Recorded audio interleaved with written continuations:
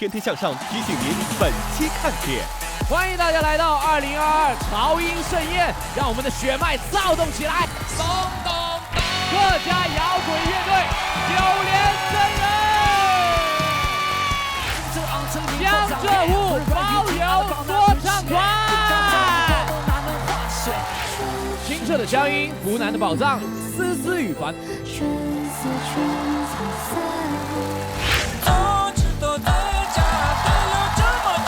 嘎怂弹琴的这个拨片，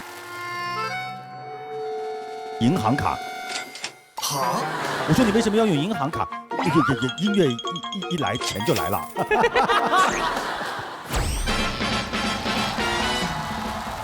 把所有的家法都给我上，上家法了。怕婆娘，真的怕婆娘，真怕，真怕。妈妈豆豆豆豆起起哒，好可爱的一首歌哦，是我们之前的一个长的丝弦，你是不是胆子就这么大？之前都是思思在说话，下完节目就会跟思思打电话，刚好的是2个人一个乐队的，我一个人来的，我恨死你了，我们分手。从今天开始，思思是饭是饭。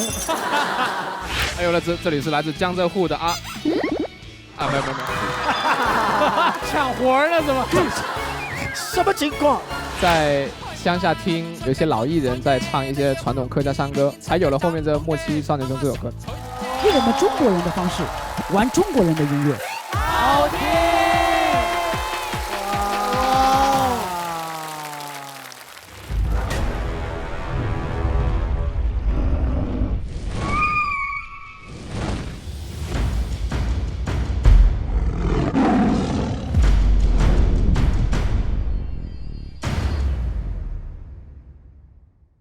哎，你备年货了吗？哎，没有呢，哥，我正愁着呢。你说年货该备点啥呀？我也正愁呢。去看看吧。新年大过天，年货得备点，想法太多变，但别愁眉苦脸。高低品贵贱，年货得备点，心意最优先，一不变应万变。我看看 A 也看 C， 爱看 Z 又看 D， 怎么你这看那看还无法判断？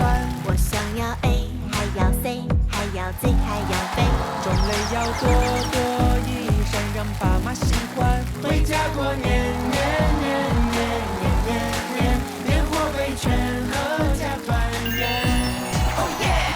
新年大过天，年货得备点，想法太多变，一不变应万变。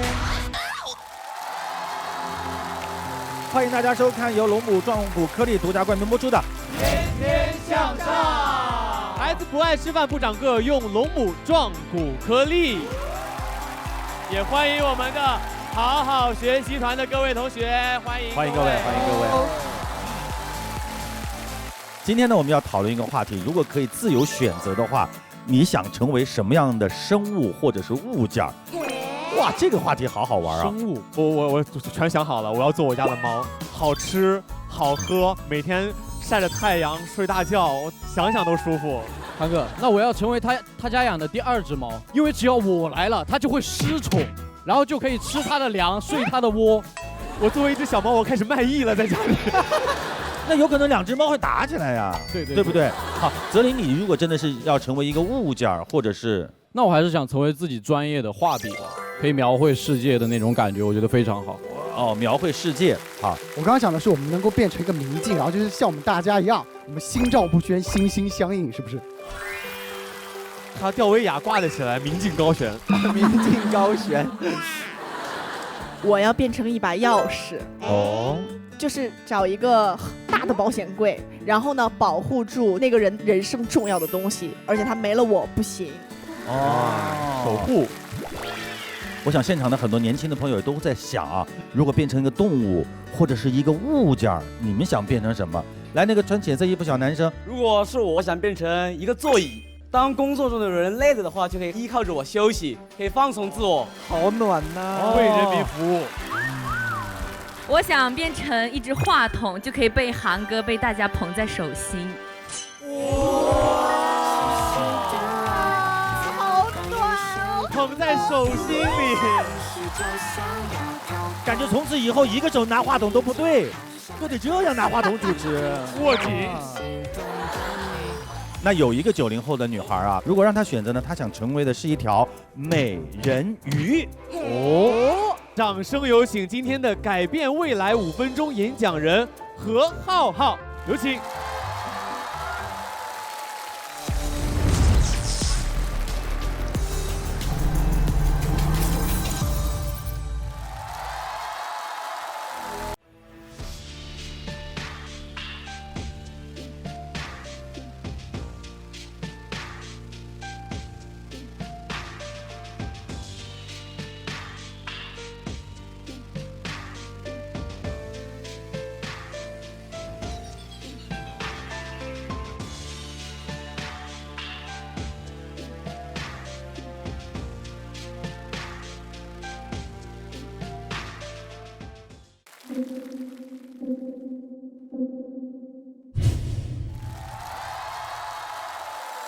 大家好，我是何浩浩，是个90后女生，我的祖籍是湖南，非常高兴能够来到天天向上，和大家分享我的故事。很多人可能不知道我是谁，但你们一定有看过端午节的那支水下舞蹈《洛神水赋》吧？我在《洛神水赋》里面主要负责编舞和水下表演。现在回想起来，依旧觉得那是我人生的高光时刻。水的浮力能够让我很轻松地把洛神翩若惊鸿、宛若游龙、灵动地表现出来。但是在水下想要一直睁眼和保持表情到位，其实并不是一件容易的事情。尤其在水下想要笑得像陆地上一样灿烂是非常难的。因为一不小心就会变得非常的狰狞，同时水的阻力也会给我的表演带来不小的难度。因为在水下没有办法平稳地表现出飞翔的状态，所以我们采用拉鱼线的方式，把几根鱼线拧成一股拴在腰上，然后往前拽。拽完了以后，我们才知道每拽一次，鱼线就会变紧一次。最后都深深地陷进了我的肉里面，而且想要头发在水下纹丝不动，我们要把鱼胶刷在头上，效果确实非常好。美中不足的是，真的很难清洗。我觉得我年纪轻轻都快秃了，真的非常羡慕你们的满头秀发。有人问我拍摄这个片子下了多少次水，说真的，已经记不太清楚了。但至少超过200次，而且这个拍摄我们用了20几个小时。除了《洛神水赋》之外，5年里我拍摄了上百个水下舞蹈短视频，其中自己最喜欢的就是18年在海底实拍的海洋公益片《自由之海》。我们把中国古典舞和中国武术融入了水下舞蹈作品当中。替静默而汹涌的大海发声，唤起人们的海洋环保意识。很多国外摄影师在看完我们这个片子之后，都对我们中国的水下舞蹈和传统文化赞叹不绝。能够持续的在我所做的事情里面向世界输出中华文化，是我想一直坚持的事情。包括《洛神水赋》在端午之夜惊艳了无数人。我觉得不是我个人的火出圈，而是中华文化的火出圈。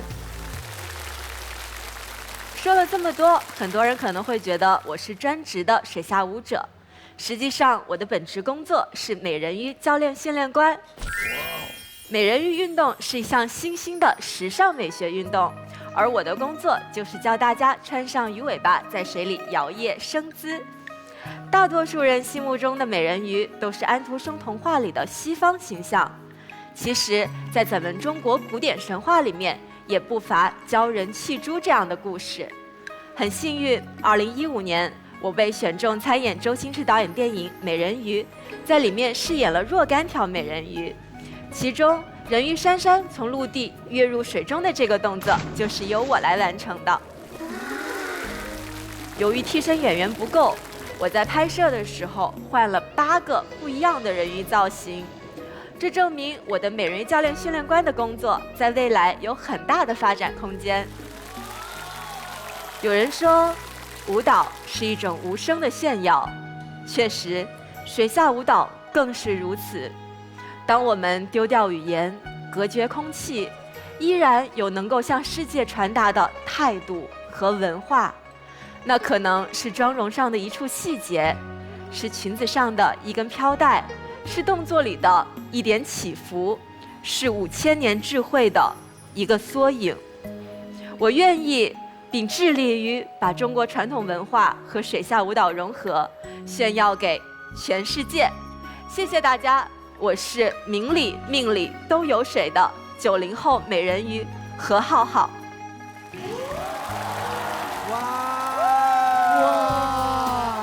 浩浩你好，我是涵涵。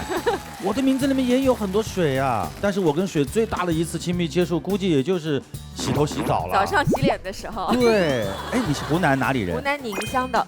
你是宁乡的啊？是的了。我这个天哪，你是宁乡的嘞？要宁乡，宁乡在哪里吧？你宁乡的宁乡在哪里吧？晓得啊。接下来大家就可以提问了啊。水中跳舞，我们场上其实有专门学舞蹈的。跳舞算有氧运动吗？我们在陆地上去跳舞的时候，都是需要大口的呼吸，但是你在水下跳的时候，会不会说减少你这个闭气时间，减得很少？这个绝对是会的，在满肺的情况之下，水下动作大概是1分半钟左右，但是在半肺或者空肺的情况之下，可能就只有40几秒钟。因为如果你把气吸得非常满，其实整个这一块都会鼓起来，然后表情也会非常的僵硬。所以其实我们在正常表演的时候是不能把气吸得太满下去表演的。现场还有什么年轻的朋友对刚才那段舞蹈非常有兴趣，然后有问题要问的，来，全场最胖的那个小男孩。就我对您刚才说美人鱼训练特别感兴趣，我想问一下，就是卡性别吗？美人运动它非常的 nice， 因为它没有什么门槛，就是不分性别不分年龄。卡长相嘛，因为我看你们那个表演都很美，像这种丑人鱼也是可以参与到你们的这个活动之中。这位同学，你是对自己的身材和形象是那么的不自信吗？想必也是可以看出来的吧？啊，真的呀，我天！实际上我最胖的时候比现在胖30斤。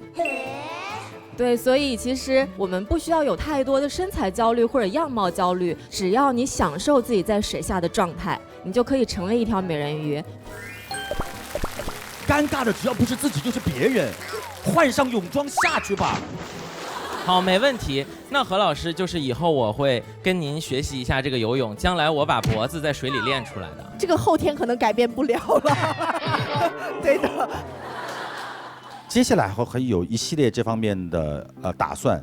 我现在的话有计划去开设美人鱼的这样子的一个培训中心，然后去给更多的人讲美人鱼的课程、海洋环保的知识，拍摄更多水下舞蹈的作品给到大家。也希望大家多多期待以后我们带来的水下作品。好的，我们也非常希望浩浩在今后的生活当中如鱼得水，也希望通过你精彩表演，让世界上每一个人都看见到中国的水资源的丰富和中国海洋现在是越来越好、越来越漂亮。谢谢你，谢谢，谢谢大家，谢谢。哎呦，朋友们转场了哦！一条美人鱼不怕风浪阻扰，代表中华的经历游历天涯海角。中国传统文化融合水下舞蹈，就让世界感受最新潮的古老的传统，用着方言记录，谱上韵律后让你能够记住。方言乐队为你慢慢细数，不一样的方式传到千家万户。八方乐队齐聚草林地里，百家盛会，音符变成立体，连接乡土情怀。方言有多重要，有请黄老师来帮大家一一介绍。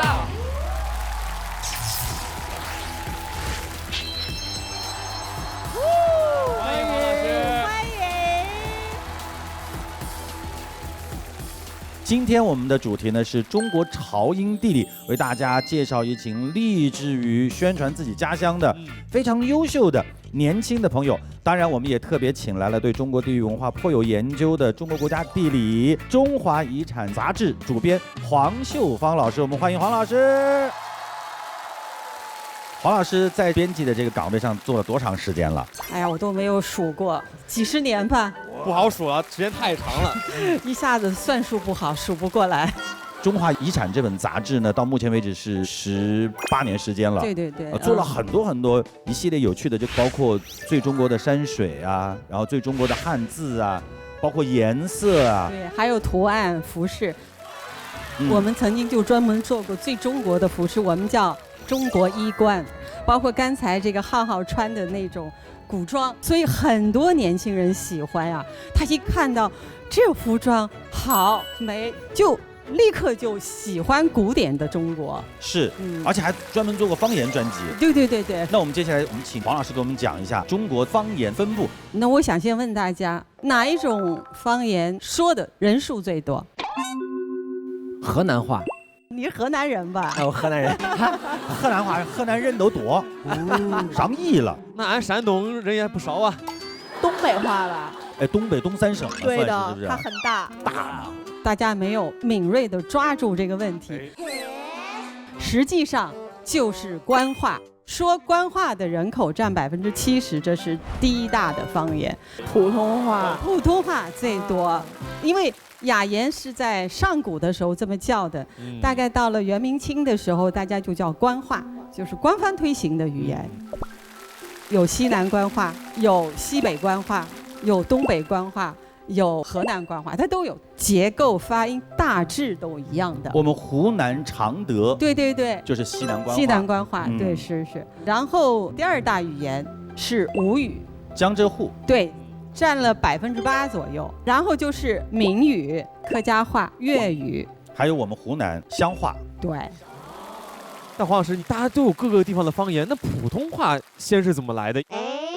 最早这个普通话应该是从西周开始的，当时跟现在也一样，既有方言存在，还有另外一种通用语叫雅言。按照我们现在来说，就是普通话。在1913年的时候，我们曾经也有过一次关于普通话的一个叫法，当时叫国语。后来1955年的时候，当时的教育部长张奚若，他认为国语不妥当，不如叫普通话。他认为它代表了中华民族的语言，所以呢，从那个时候开始，普通话就得到了非常广泛的有力的推广和执行。黄老师对各地有趣的方言呢做了一些总结，我们来看一下。大家猜猜看，起伏最多的方言？河南吧？东北话？粤语吧？音比较多嘛，1、2、3、4、5、6、7、8、9、10，它差不多有几个音了啊？我们统一认为是粤语。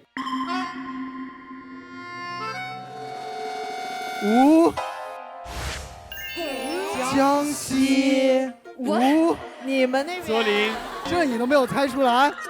丈二摸不着头脑，就是自己一直在说的情况下，你是感受不到它会起伏很大的，你知道吧？北杠语它为什么起伏最多呢？因为它的声调有16种声调。刚才汪老师数了半天才10个，10个呀，对啊。那人家有16个，那你说它是不是该起伏最多？今夜是做大篱笆，中间明月光，你是李双双，归来望明月，地雷是故乡。哦，对，最难懂的方言。我知道，温州话是最难懂的，魔鬼方言。那你知道温州话为什么最难懂吗？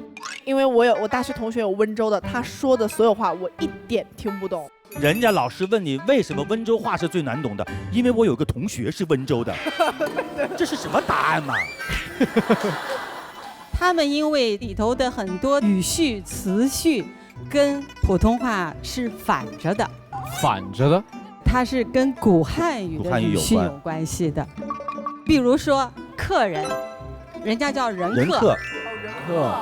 哦，反过来的。其实温州的很多话，它跟福建的闽语挺像，都不好懂。好，最好笑东北的，东北话必须自带幽默 DNA。广西也很好笑。来到广西的第一年，个个都是人才，说话也很好听。对，表妹，下面们。你这个有点像泰国人学中文。萨瓦迪卡。来，哎，东北没错，东北人感觉说话天生带喜感，必须的。干啥呢？整啥玩意儿呢？该说不说。那小词儿一套一套的。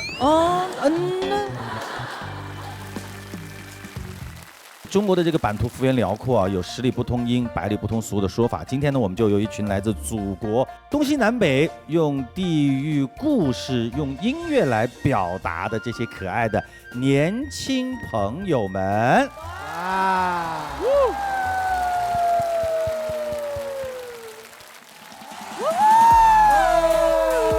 欢迎大家来到2022潮音盛宴，让我们的血脉骚动起来！有请客家摇滚乐队九连真人。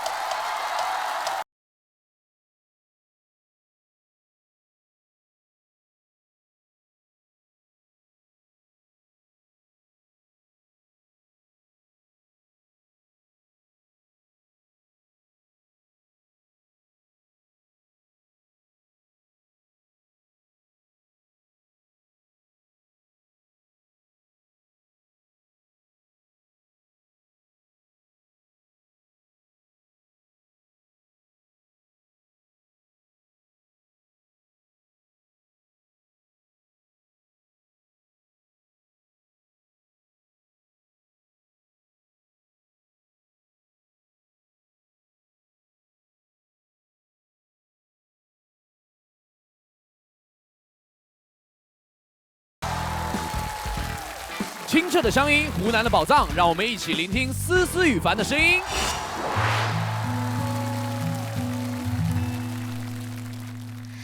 月亮爸爸里头做个嗲嗲，嗲嗲去去买菜，里头做个奶奶，奶奶去去绣花，绣过糍粑，糍粑跌斗金币变成月亮。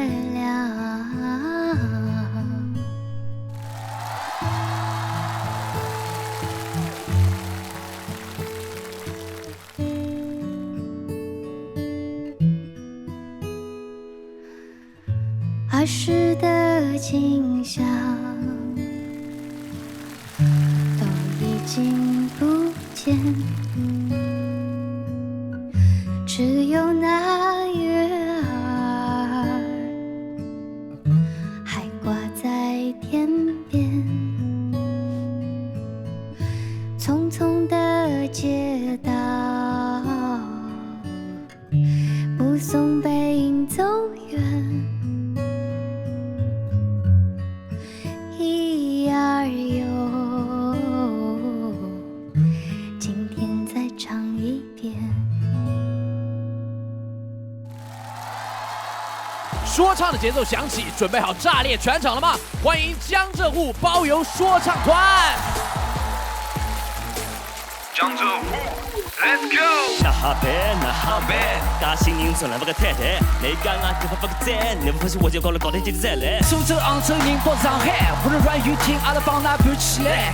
江浙沪高侬哪能划算？阿拉个闲话听，阿拉讲从谈吐的风度，面子隔离侪登样。三个男人昂着不活胖，打着第五二的上海话语离开夜晚，聚散大雷红国恰哈绝对发外太白。现在辰光来想了不想，现在来听歌，没心想来是讲个侬们金山悟空忙跟兵吧。我们舞蹈之后果，虽然生活只说自个，手是绝个影响，记得主正无死过。哎，早知道这么燃，还不一起嗨起来？现在我想请你们全体起立，好吗？让我们一起大声喊出他的名字：张嘎松。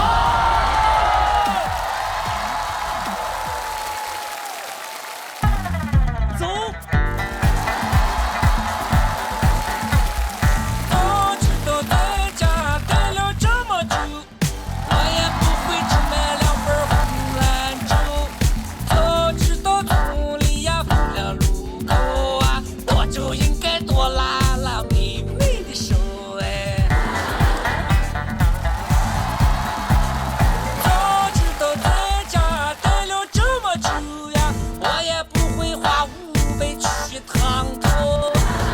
知道从里呀放了路口啊，我就应该领上妹妹我啷个狗啊！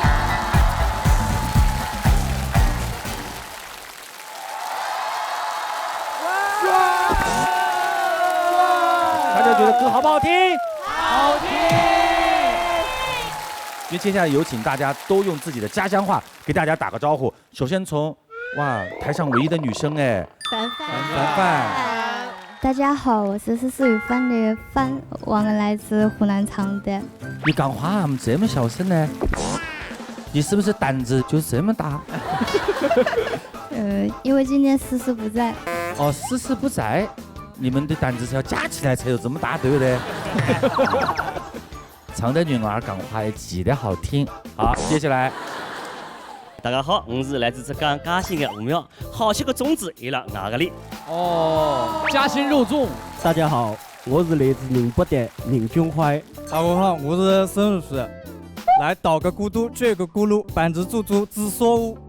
哇，他是来自这个宜兴丁山的紫砂壶世家的，做紫砂壶。大家好，我是410，欢迎大家来苏州对雨林吃糖粥。大家好，我是来自上海的刘良基。做事体要有腔调，做人要硬直。上海男人讲闲话不活胖，拨侬看。上海，这个听得懂。上海人讲闲话还是要腔调啊。太有趣了。朋友们好，我是来自咱们甘肃的人，欢迎大家到我们老家吃金源羊肝肉。大家好，我哋係調練真人，我係阿媽。我係萬里。大家好，我是鼓手崔明。我的家乡呢是在山西晋中榆次啊。哦啊，你是混到都摸进来的。还有这里是来自江浙沪的没有，抢活呢？怎么？什么情况？没有，因为我也很喜欢说唱的，好不好？綠水青山出金山雲山，美麗連片歡迎大家光臨，耶！哦，聽到了這個耶，就聽到那個耶。其實說就是綠水青山就是金山銀山，對，歡迎來到我們美麗連平，對，連平，歡迎你們，歡迎。那我們就按地域，咱們一個個來，好不好？一個聊吧，先嘎慫留下。來，嘎慫。這邊我們來自西北地區的虎巢根源音樂人嘎慫老師。對，今年啊，嘎慫啊，火呀！上了太多節目了，火到大冬天都穿涼鞋出來呀，太火熱了。現在演出多不多？這就是還行，我覺得就是挺多的。太可愛了，就是，我覺得相比以前就是還是稍微有點多，啊。今年嘎慫入選了中央廣播電視總台鄉村振興的人物榜。嘎慫呢用自己的音樂推廣家鄉的文化，你覺得大家對你家鄉的印記會不會有什麼變化？就是這樣。別緊張啊，嘎慫一看見我就容易緊張啊。我唱的這個東西，這是我的父輩，我爺爺他們唱的農耕文化的時候留下來的那種小調。我從大概十幾年前開始，我就喜歡唱，因為我從小就聽這種東西。那時候我就一把三弦，然後全國巡演，我就唱我們家鄉那種很土的那種音樂。但是我那時候就是特別的自豪，就內心我就看着他們，我說你們不會唱，就是我下去帶着他們一起唱，雖然他們聽不懂，但他們能夠感覺到這個是好的，這個是他們骨子裡的東西。所以我覺得就是這麼多年，就大家，我覺得這一方面是有的。哎，這個嘎慫這兩個字是甘肅話嗎？對，什麼意思呢？這個嘎慫在我們西北是那個老人罵小孩就說：“我爸你是個嘎慫，你調皮豆丹。”哦，沒事，帶着就是長輩對小孩的那個稱呼啊。嘎慫是一個特別可愛的人啊。來，嘎慫，你把你彈琴的那個撥片給我。嘎慫彈琴的這個撥片兩種，我今天拿房卡。要麼就是房卡，要麼平常就是銀行卡。我說你為什麼要用銀行卡？音樂一來錢就來了啊！嘎松他最开始其实做音乐还蛮辛苦的，他那时候录音乐、录专辑啊，是在自己家里地里面。地地和天，咱们人在中。所以你听他有时候他给你的专辑里面有什么虫在叫啊，有狗在叫，他就在那个高粱地里面，因为安静嘛，晚上。而且就是我看了视频，就站在田间旁边，然后大爷拉过来，大爷您坐那儿，直接开始唱，太好了，就跟大爷聊天嘛，他很有个人风格。那你接下来要不要给我们来几个，给我们介绍一下你的好玩的一些民歌的一些小调？对，其实很多的，其实这个话题如果聊起来，我是属于哪种人啊？就比如说我们大家坐在一起，喝着小酒，吃吃喝喝，大家一边聊一边唱，我可以有很多的。今天我就稍微展示几个，你们小乐之声，小乐之声，听一下，小乐之声，耶。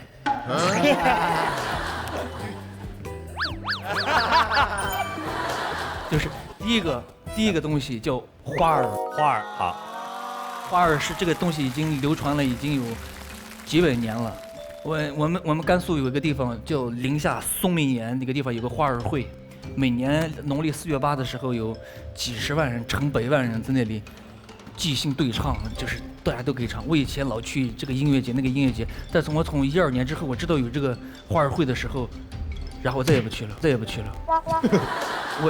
我第一次去的时候，哇，把我震撼到了，真的是人山人海。他就从那个大门进去之后，可能要走个5、6公里到山里面，哇，满山遍野的人，哇，我那个兴奋劲儿，你们不知道他们就是这可能即兴对唱，都是附近的老百姓在一起，然后有个小姑娘唱了一首花儿，那是我第一次听到，我给大家唱一下，你听一下。唱了啊。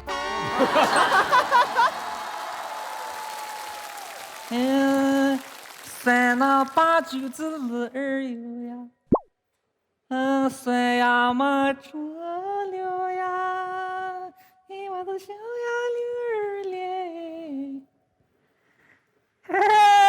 莫呀入上莫呀入上溜儿干呀莫呀，哎呦花儿你咋呀知母甜呀，哎呦。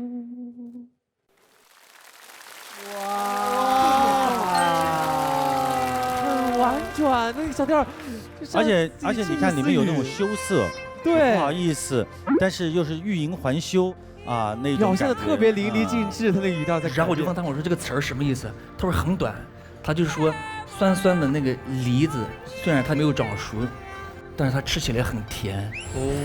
然后我喜欢的姑娘虽然没有擦个粉，但是模样很俊。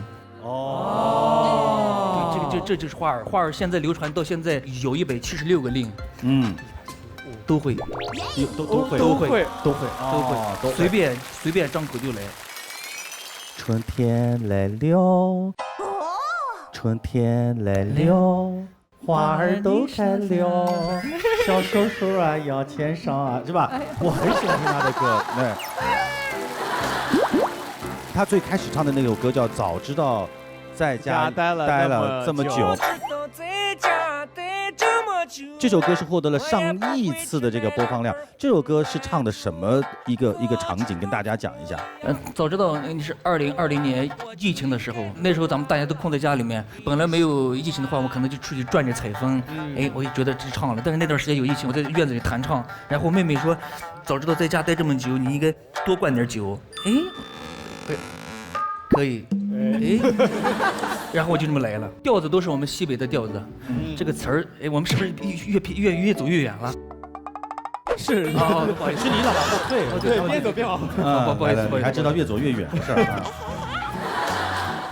嘎松老师，我知道他不光是能够把这些听到的故事给改成歌曲，身边的人他也会来唱出来。有一首歌很好听啊，叫做甘肃有个大夫叫霞霞。甘肃有个大夫叫霞霞，而且还被人民日报跟很多媒体和网友转发，也是大家好喜欢的一首歌。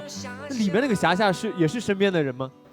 我姑姑，您姑姑，唱姑姑啊，我姑姑，她是医护工作者。对，就是武汉疫情的时候，我姑姑她没有跟我奶奶跟我们叔叔说，她到了武汉之后3、4天她才说的。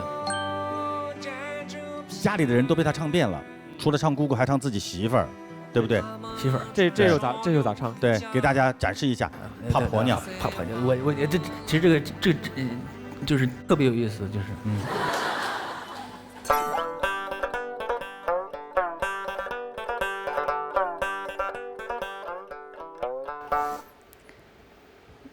你30岁娶婆娘，媳妇儿嘛长得很漂亮，哎，就是那个脾气嘛还有些犟，把所有的家法都给我上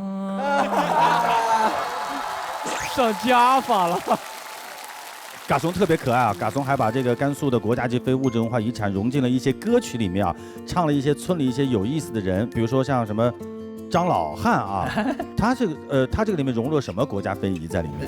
凉州贤孝，对我来说，我觉得就是哇啊，可以啊，是这个，你也等不出他说句什么样的话，哇，来，我就是从凉州贤孝里面有一段小段凉州小调，你要唱一下啊。好，我们让嘎怂来唱啊。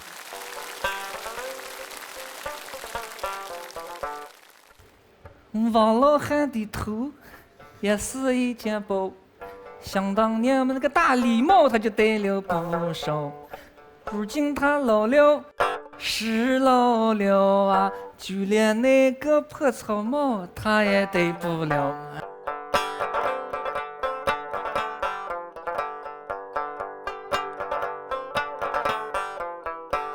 哎呦，这不好意思唱，因为这个什么呢？我就说一下，不好意思，就是这个包袱没响。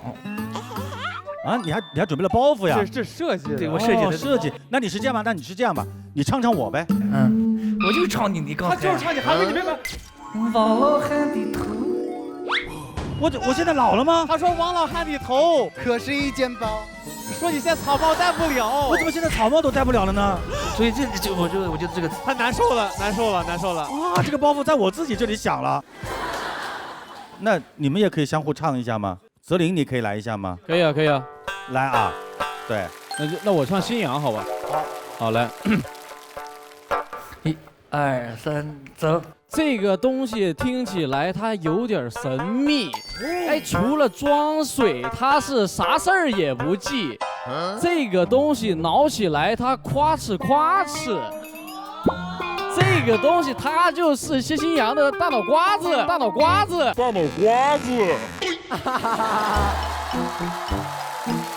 都离不开头。所以我特别想问一下黄老师，你像就是嘎怂的这种想着自己家乡的音乐，想着自己家乡别人看不到的那种美啊，这种自信应该就是来自于乡土吧？对呀，我觉得它特别真实，特别自然。然后我就觉得你刚才那些歌谣唱起来，就是一点的，有点像《清明上河图》一样的哈。整个的世俗全都摆出来了，你能够看得到你们整个的甘肃农村这样的一个乡村的生活画卷，我觉得特别棒。所以你看啊，这个诗300啊，它是乐而不淫，哀而不伤。其实嘎怂的音乐里面也是这样。他其实也唱欢乐，他也唱悲伤，但是他乐而不淫，哀而不伤，他感觉是这种平铺直述的把家里人的故事一点一滴的传输给你，但是在那片土地上的曾经的苦难、现在的幸福、未来的希望，你都可以从他的旋律里面听出来。谢谢我们可爱的嘎怂。那么接下来我们就来先听听用客家摇滚讲述小镇青年故事的九连真人。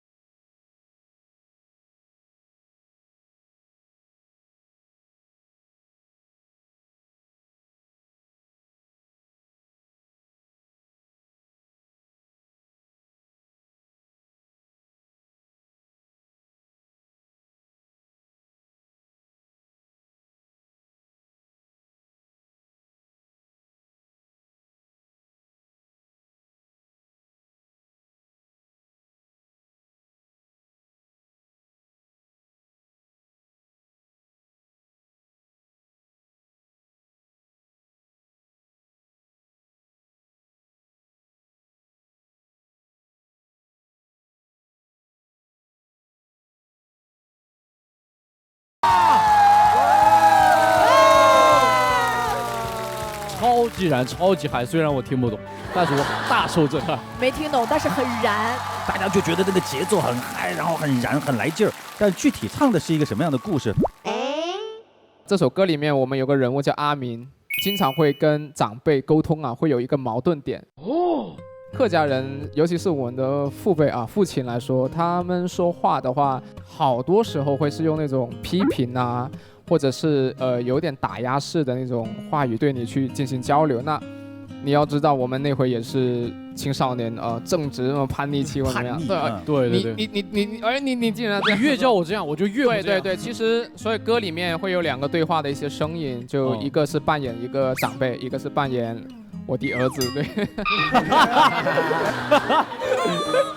但《莫欺少年穷》这首歌真的是最近特别的火热。我记得他当时是被央视专访过这首歌，而且非常多的人翻唱。是因为最近我们大家都在晒自己的歌单嘛，然后有一个乐迷就晒了，他这1年来听了9连真人的歌1724次。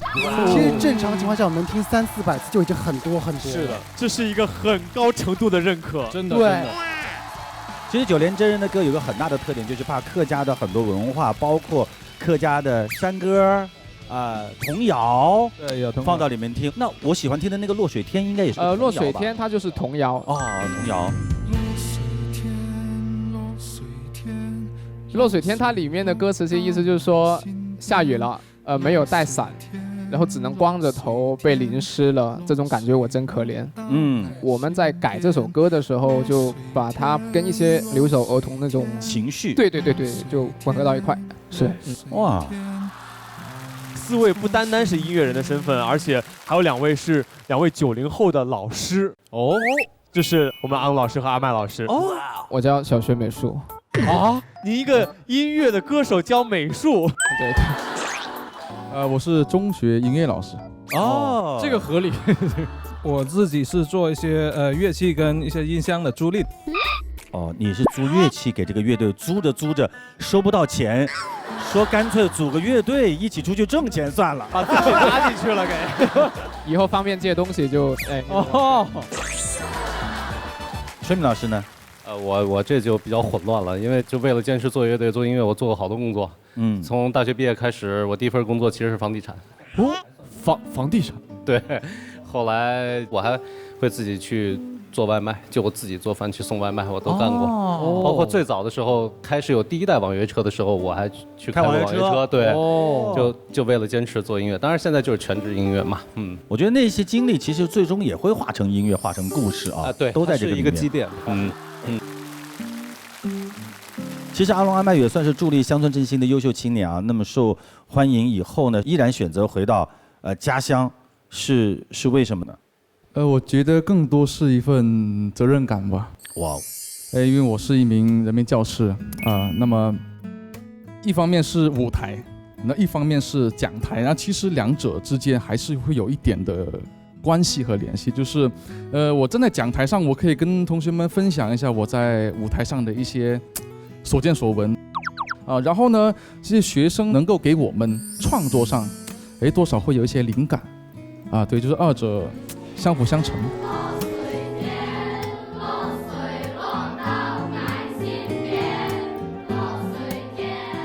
这个是很好的，因为本身老师就是学生的一个眼界的一个最大的窗口。对，你可以把你所见所闻都告诉他们嘛。对，是的，其实阿龙有很多人学不来的一些东西啊，比如说他有非常独有的这种韵味的唱腔因为这种唱腔应该是跟这个客家山歌啊、童谣啊，里面糅杂在一起。我们好好学习团要好好的听一下学习一下，学习一下。来，我觉得应该都会，比如说，弄了上山，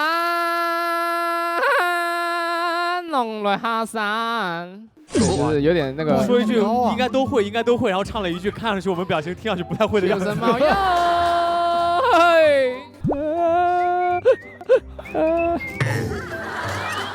这还有点像甜甜头杨绛。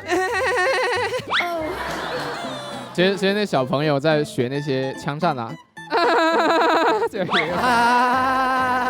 就这个也很有意思，因为有一次在乡下听大家就是有些老艺人在唱一些传统客家山歌，他的那种情绪，包括那种唱腔，那会就是震撼到我，才有了后面这《莫欺少年穷》这首歌。对对，他其实是很自由的，就是田间地头劳作完了以后，相互的一种对唱、诉说，所以他们就是这样的一个情感。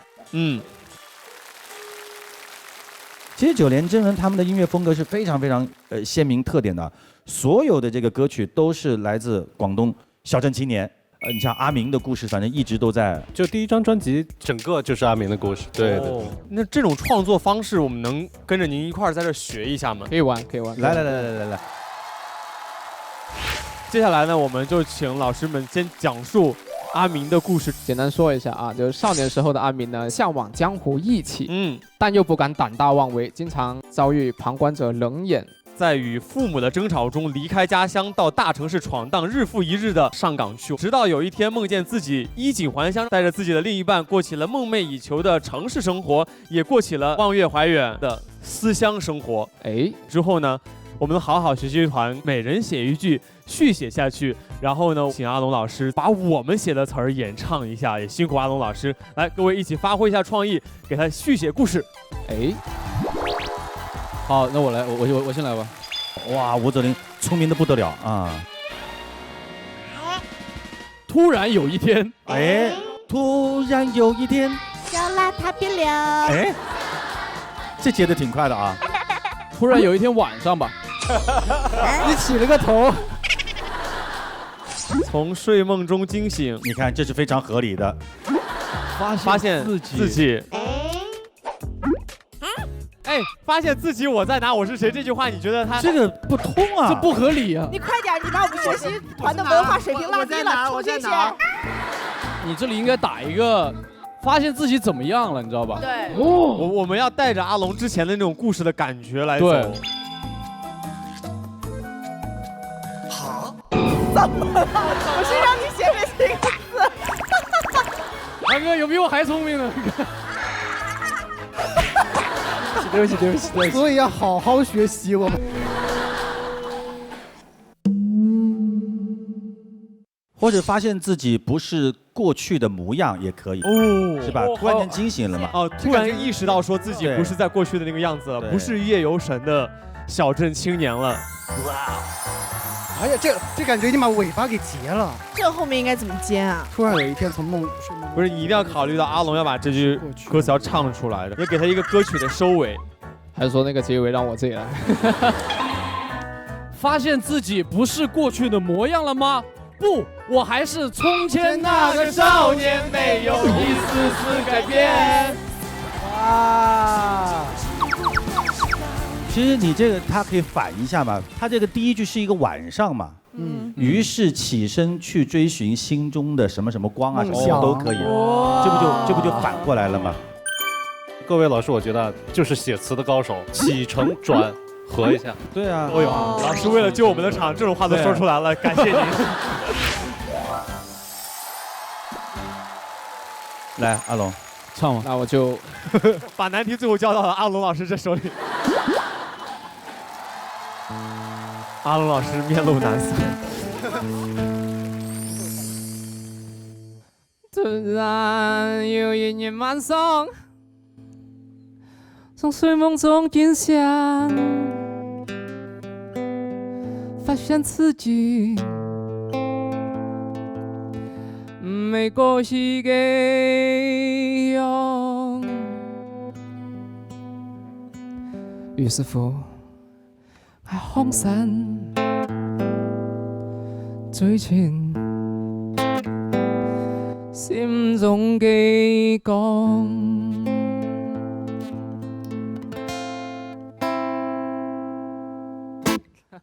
哇！还加了个于是乎，是的，然后把盲字一去掉，那个光在结尾当中蔓延，哇，脏，然后就开始燃了。对，音乐就起来了，太棒了，谢谢阿龙老师，谢谢。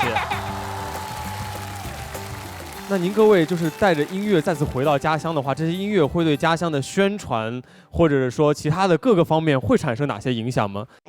你就像嘎怂一样嘛，很多人听了他音乐就想到他家乡去看，对，就去看一看的，就想吃他刚才说的那些好吃的东西，是的，他就带动了。会有一些朋友会听到9连的歌，然后呢会关注到他们从来没有听过的这个地方河源连平，然后他们就会在想到底是个什么样的地方，住着什么样的一群人。后面发现原来是客家地区，因为我们都知道，其实做方言音乐哈，本土的一些文化的东西的时候，面临一个很严重的问题，就是年轻人他觉得土并不喜欢。其实我觉得说一定要有年轻人加入进来，而且不断的去推陈出新，我觉得这个是最重要的。就是除了客家话，我们想让更多人也就是了解到广东这一个大湾区，真的，我们会用客家话跟粤语，甚至说一些潮汕话，甚至都会有一些合作，有一些关联，对，想把这个大湾区打出去这样。黄老师，您怎么看他们这种未来的打算？先说一下我听你们歌的感受哈，我觉得就是一个客家青年的蜕变史。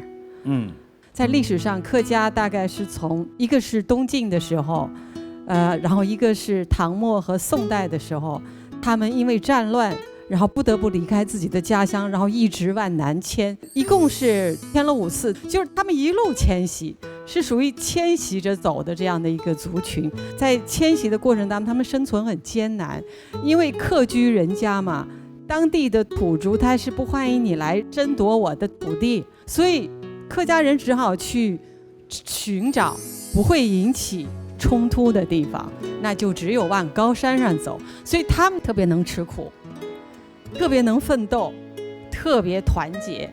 他们将来想融汇广东的客家的、梅州的、潮汕的哈来表现，我觉得也是一种创新啊，就说明他们愿意融入到更大的世界。我用客家的音乐把广东都唱活起来，我觉得这是很了不起的一个自信心，所以我很期待看到那一天，然后听到这样的一个音乐，真的。谢谢黄老师。我们其实可以说一些题外话，就是可以到全世界各地客家人聚居的地方，可以像嘎怂一样的，真的可以去采风。它的变化是很多样的，你要去各地去看看。客家话到底都有发生了哪些变化？好的，这是很有意思的。就是未来的音乐要有学术支撑，哇，这个就厉害了啊！慢慢出客家音乐白皮书什么的，哇，可以玩的很多呀！好好加油，好好加油！谢谢老师，谢谢各位，谢谢老师，谢谢老师，长见识了哇！大家也都知道，近期在央视《国家宝藏》里面有一首民谣非常的火啊！这首原创歌曲给很多网友带来了那种荡涤心灵的那种音乐，很温暖。对，我们接下来就听听思思与凡的这首代表作，然后跟他们聊一聊。好。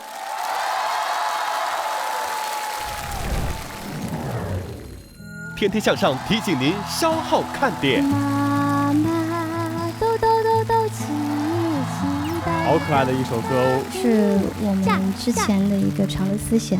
不紧张。之前都是思思在说话，下完节目就会跟思思打电话。刚好的是2个人一个约的，我一个人来的，我恨死你了，我们分手。从今天开始，是是，烦是烦。用我们中国人的方式玩中国人的音乐。哇，好酷哦！龙母壮骨颗粒，天天向上，待会儿见。龙母壮骨颗粒，天天向上，现在继续。这里是龙母壮骨颗粒冠名播出的《天天向上》，孩子不爱吃饭不长个儿，用龙母壮骨颗粒。我们接下来就听听思思与凡的这首代表作，然后跟他们聊一聊。好。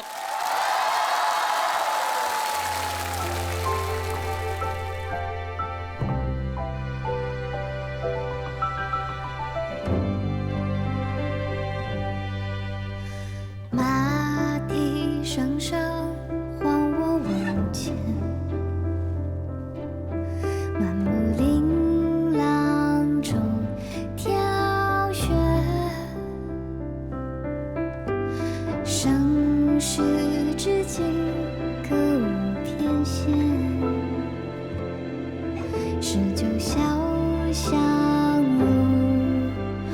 现。能饮一杯吗？能饮一杯吗？共饮一杯有过千年。春水春自满，春似春草散。春能饮春酒，春鸟落，春散。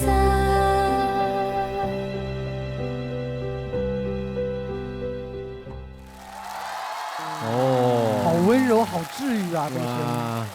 思思雨凡应该是2位吧？我是思思雨帆的帆，然后思思她现在在传媒大学上课，要期末考试了。那今天来到我们节目之后，虽然是自己来的，但是感觉如何？很想念那一位成员。之前都是思思在说话，今天我一个人来，但是天天向上也来了。是的，而且代表自己家乡来到这里。虽然自己一个人，但是我们这么多喜欢你歌曲的人都在这里，所以一起给他鼓鼓掌，欢迎一下他，欢迎帆帆。刚刚听的那首歌其实也是有渊源的，是专门为湖南宝藏设计的一首歌，叫《弄春生》，它介绍的是我们长沙谣新釉褐彩室温直壶。但是就是长沙窑出产的室温直壶其实特别多，但是就是想问一下您2位为什么会专门选择这个来进行创作呢？其实当时节目组给了我们3首诗，然后其他2首比较悲，而且这一首诗里的人、春、水这些个字比较能体现常德方言的特点，更容易上口，表达出来它的韵律感更好听。其实思思雨凡第一次真正被大家关注，就是有一首这个《妈妈嘟嘟骑》，好可爱的一首歌，我以前很喜欢，就一直很喜欢听的这首歌。对，我能听个现场版吗？来一个现场的版本。哇哦！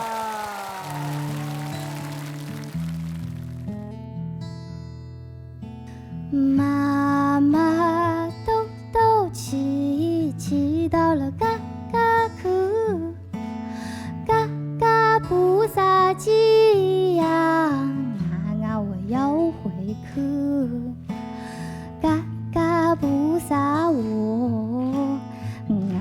我要过火，嘎嘎嘎供他来我来扑火哟一二。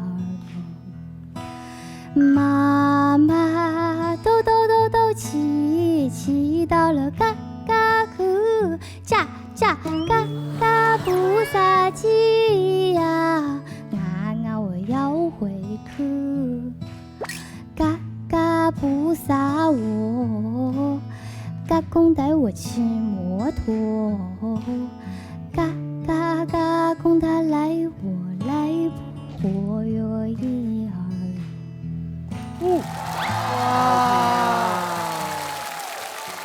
韩哥，你知道以前在 KTV 就对着那个提词器那个字幕上面唱的时候，嘎嘎去，我说这个怎么唱的，怎么就学不来那个味道？原来得按照常德话这样唱才有。它是一个称谓啊，是外公外婆的意思。外公外婆。哎，所以这首歌它是意思是在骑马的意思吗？其实不是，是因为我们常德话把二郎腿说成是木马腿。二郎腿。对。把小孩放在这个地方。就这么颠这个小孩，就像骑马一样。我们叫妈妈兜兜骑。所以其实就是2代人之间的那种很温情的这种交互啊。对。这些歌都是你们自己2个人写出来的还是？妈妈嘟嘟骑是我们之前的一个常德的少儿歌舞的常德丝弦。能不能给大家介绍一下？因为大量也都是外地来的朋友嘛，音乐人。常德丝弦其实是一种地方说唱艺术，属于地方戏曲，是以唱为主，以说为辅，然后表现形式也很多。最传统的是坐唱。类似于我们苏州的这个评弹啊，我们以前经常听的那个什么新事多，我们那时候听的版本是毛主席光辉照山河呀，社会主义心思多，多得要用那火车拖呀，一和呀儿，对不对？对，是不是？新是要用火车拖是吗？发生的这个新的变化很大很多，多到要用火车拖。你想想看，这个变化有多大啊！其实黄老师在这个方言当中，民谣其实占很大很大的一个部分，因为他用方言来诉说那孩子的那种顽皮呀，或者说那种活泼呀，是挺合拍的。应该是对于孩子最早的乡土文化的一种教育，它是一种传承吧，一种传承，对，很温暖。嗯。其实我跟你说啊，凡凡今天其实特别紧张，下完节目就会跟思思打电话，你搞么的噻？刚好的是2个人一个乐队的，我一个人来的，我恨死你了，我们分手。从今天开始，是是是，饭是饭，是不是心里话说出来了？您讲的真的好，讲的真的好吧？没关系，下一期我们单独请他一个人来，好，看他多紧张，好不好？你就坐在下面看，就是不上来。他一定比我更紧张啊！真的啊？那算了。好，谢谢你，谢谢。其实，在我们华东一带也有一群年轻的朋友，他们抱团叫无文化啊，被歌迷的亲切称为江浙沪包邮团。我倒问一下，为什么叫做包邮团？来，有请几位，有请。当祖辈父辈的传唱，陪伴他们忆当年，为吴侬软语的传承度过沧海桑田，让我们的声音随着腔调穿过荒原，为推广家乡，坚守自己的信念。襄山之草，浓浓个酒汤浴，呀呀唱中小把戏。四四湖八来湖是那边成了绝对方物，沙库门北部蚯蚓四处风，那天别的旗鼓有一个东放松。晨意朦胧个覆灭，清风自动个雨夜，看到落中波动个蜈蚣落个内壳不动个血，小雨冬夜烈夜，夕阳给洒洗碟，把有的灯线在把那门边对面从马几点。那酷，讲那个事，讲那个人，讲那个劲，难听，比那个声浪爱浪海里守着爱无侬嘛，去享受这人一样。守着人才像某个声音塞过来还弄不响。叮叮咚咚好了，阿妹耳目全压的，手舞外我个海菜鼓，躲避看了脚鼓鼓，俺们快对起鼓鼓个啥个小尼姑，哎，哦哦不散落了哭，听了嗲嗲大乐鼓。歌头就是来自江南跟知性，歌头个空气两个气息，认知性倾听书香声音，是阳性，我都顶爆的隐性，足足之所无，却开调调嗓芒绝指个轱辘上，怎么欣赏或者欣赏，如今我买脸。这是吴语，这是江浙沪，天天向的朋友们，你们准备好了吗？Let's go！ 我们都来自江东，血脉都相同，发音虽不同，留着中国血统。说什么吴语发扬光大，文化的队伍日益壮大。与民只想照亮天堂人的五光。黄浦江淘金，千古岁月，霓虹灯闪烁，血淋满面，打得我胸襟，包有姿态，是你黑那把村上海。给你是修饰，样样个高兴，给你是高通，听我跟您报。刚那个思想爱的守在，到个孤独，个都人之心。从包邮区到湘江，吴语的传承，天天向上。哇，好酷哦！最后那一句把我们就戳到了啊！自我介绍一下，来，首先梁静，您现在主要做的是？我就是职业音乐人，以方言做方言推广为主。OK， 来，依林，园林景观设计师。哇，我靠，一个专业啊！同行，真的。我是做出口的灯笼，我所有的灯笼是基本上都是出口欧美的。走向世界，哇！把中国文化带向世界。灯笼。我是在自媒体上给孩子讲故事的奶爸。奶爸？是的，给小朋友们每天晚上讲故事。非常的可爱，是个奶爸。厉害！宇飞，你是让我觉得很奇怪的啊，因为宇飞紫砂壶的世家，一个世家子弟，就坐在那每天拍嘛。你怎么？有可能是拍那个节奏拍出来了，对不对？转那个壶的时候手就转动起来了。我的转盘就是我的 DJ 盘，DJ 盘啊。那现在会不会因为这个把那个紫砂，荒废？没有，现在我白天会做紫砂，然后在晚上的时候我会静下心来去创作。哇，太棒！哎，今天有没有带作品来？我当然带了，来上。哇！好，现在我们可以做个游戏，就是你们可以猜一下哪一把壶它是最贵的。我觉得最上面那个，我觉得这黑的吧，最圆润的，我觉得是这个大道至简，这个。刚刚谁说的是这个？我俩，你们俩非常有眼光。这一把是最贵的啊，咱们识货呀，开桌子的。因为这一把是我师傅的吴其明老师的，这是他清华大学毕业时候的一个作品，就是追求了一个造型的一个极致，传统与现代的一个结合。然后这一把是我父亲的，这是一个单侧提梁，制作工艺也比较难。这是他在上一届全国陶瓷大展拿金奖的一个作品。哇哦！然后这一把我觉得非常有意义，因为它上面融合了5色土，松竹梅，对，松竹梅就代表着我们江浙沪的包邮说唱。对，非常有意义。我们5个人做的真漂亮。是的。然后这把壶，这把是我做的，这把是一个提梁，叫雀竹提梁，也是我个人的一个代表作品。然后是一个花器，我最喜欢的那个工艺就是它的烧成方式是用的雾灰。就是这个雾灰，是我爷爷在世的时候，他那个雾灰工艺，他做的特别好，在紫砂厂特别有名。到我这一代的时候，我开始做这个东西，我就特别喜欢烧出这种金属质感的感觉，就用这门工艺给它传承下去，然后给大家带来就这种黑黑的这种效果，像这种铁艺，对这种感觉有那种金属的光泽的感觉，我就觉得有点高级感，就是高级感，对，高级感。期待你的作品越来越棒。我一定会努力的，好好努力，好好加油。其实你看，你们是江浙沪啊，这怎么凑到一起的？天天向上提醒您稍后看点。就是我也很疑惑，就是为什么没有一个能代表的我们地区的这杆旗没人插，我来插。然后后来我们就有了振兴计划，把真正的中国的说唱做到中国的根上去。大家听完了以后，最想立刻去哪里？江浙沪走一圈。想去哪儿？我想去那个常德。那个思思不是要走了吗？我跟凡凡搭个伙吧，我们叫。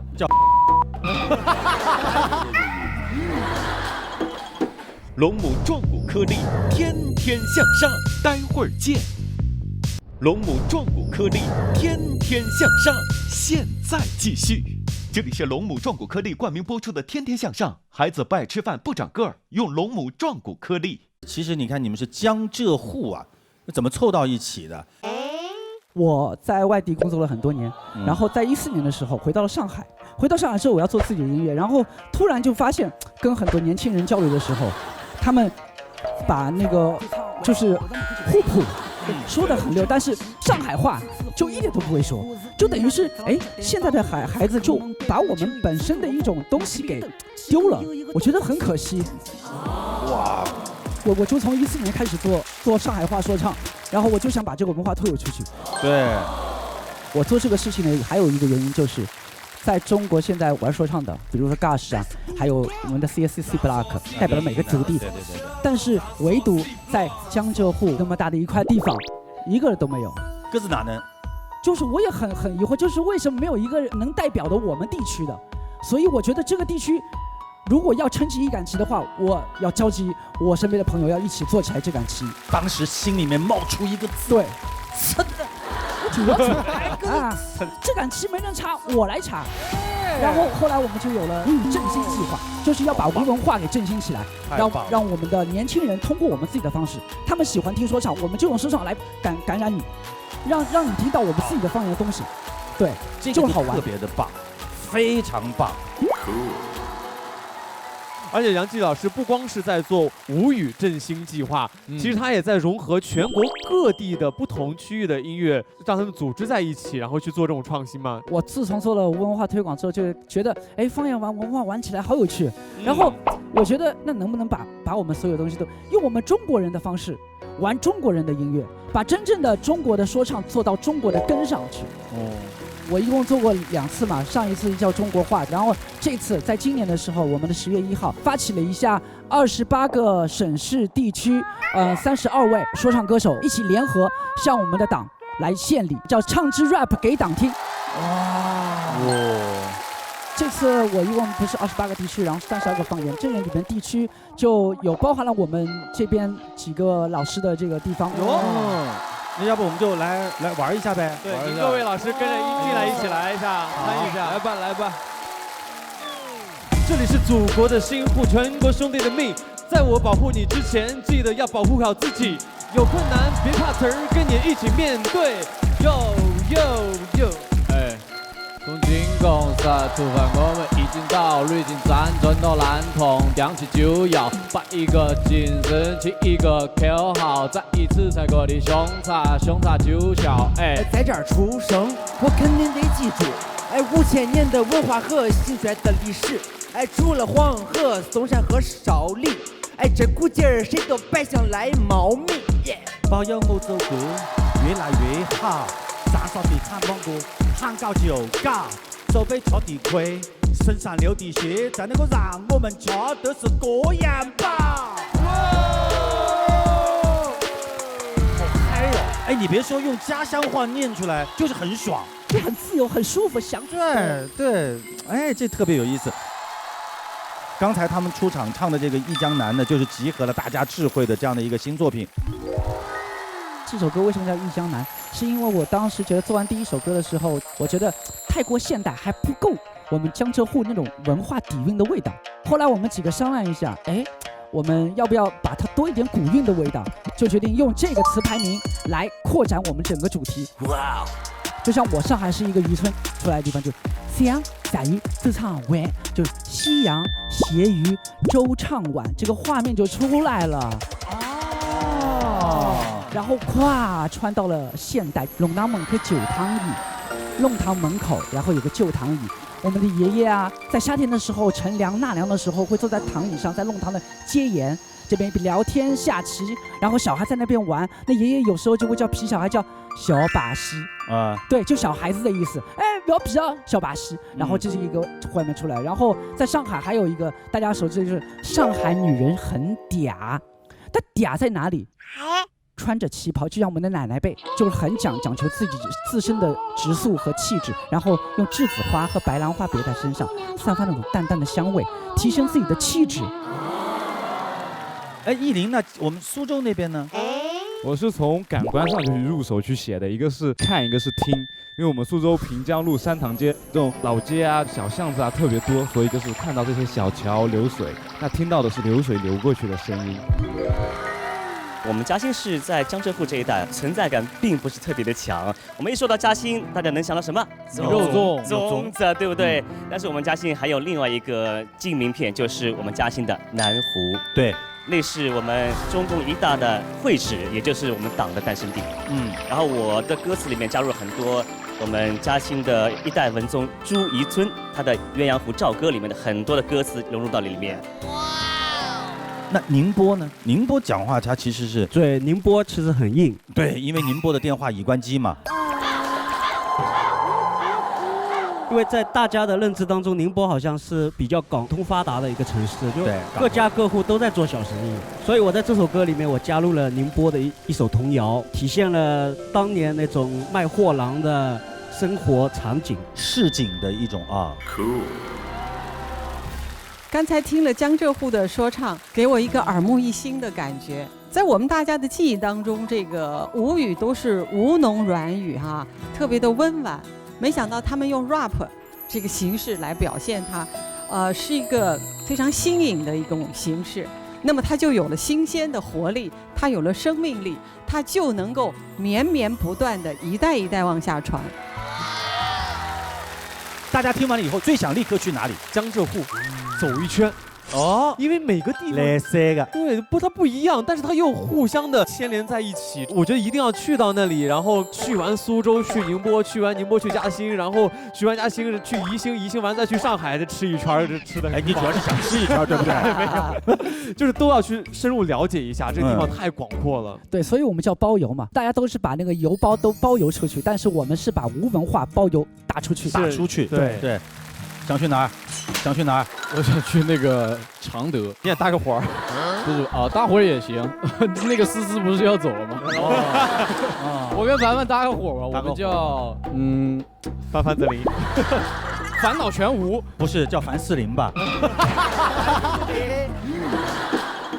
你其实特别想去一下因为客家可能之前不是很了解，但我今天了解了，发现让我们感到就是客家话最后很酷很燃的这一面。有机会我一定要去九连真人，去到你们那个地方，而且我也特别愿意陪你们去湖南的客家人聚居的地方去了解一下，应该可以打开你们创作的这样的一个思路啊。其实呢，对我个人而言啊，这期节目是我自己无比期待的，因为我特别希望大量的年轻朋友，你在这片土地上爱的有多深，脚扎的有多深，你对自己地方的语言就会有多强大的自信。其实我们现在讲文化自信，这个文化自信就来自于你背后几千年深厚的文化，还有我们脚下祖祖辈辈给我们留下的这些印记。所以爱家乡，把自己的声音唱得更加的响亮，请大家一定要记住，普通话让我们走得更远，路更加的宽，但是方言是让你不要忘记你是从哪儿出发的。龙母壮骨颗粒，天天向上，待会儿见。龙母壮骨颗粒，天天向上，现在继续。这里是龙母壮骨颗粒冠名播出的《天天向上》，孩子不爱吃饭不长个儿，用龙母壮骨颗粒。天天向上提醒您下期看点：水下文物5000年，因为有他们的探索。水下文物，我们守护。吴老师呢是最早系统探索拍摄中国水下题材的摄影师，他的作品在座的各位可能都看过。哇，这个好帅！我们能去这个西沙岛旅游吗？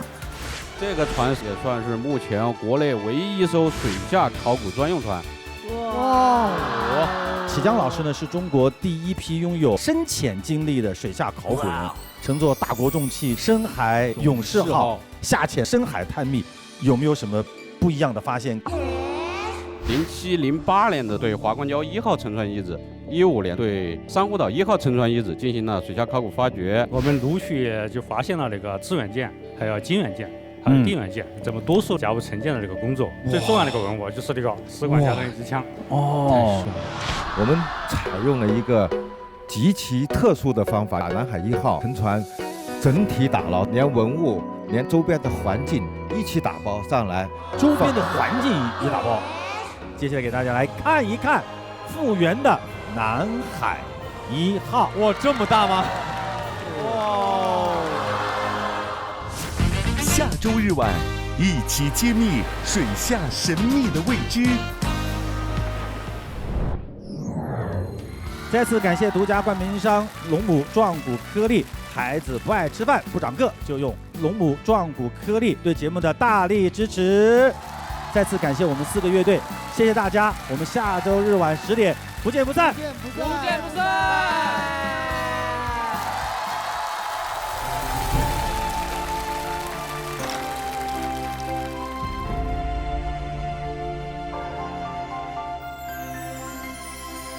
竹篱笆围绕着茉莉花，只为它当风扇。当风扇雨在下，谁在家？我思念你说话。你说话说个真，那海下的牵挂放不下。放不下的感觉像幅画，谁安静泡着茶？泡着茶，撒着鸡，榕树下熟悉的家乡话。家乡话让游子想起家乡回去团圆。团圆啊，是最美的牵挂，因为我回到了，回到了爷爷的爷爷家，这乡愁被融化。万族家欢几流花，龙族安抓家哎呀，雨潇潇轻拍敲打，我微笑写下所有美好不喧哗。兰族家欢几流花，若有归困起的索，寻根努力我对话，穿越了爱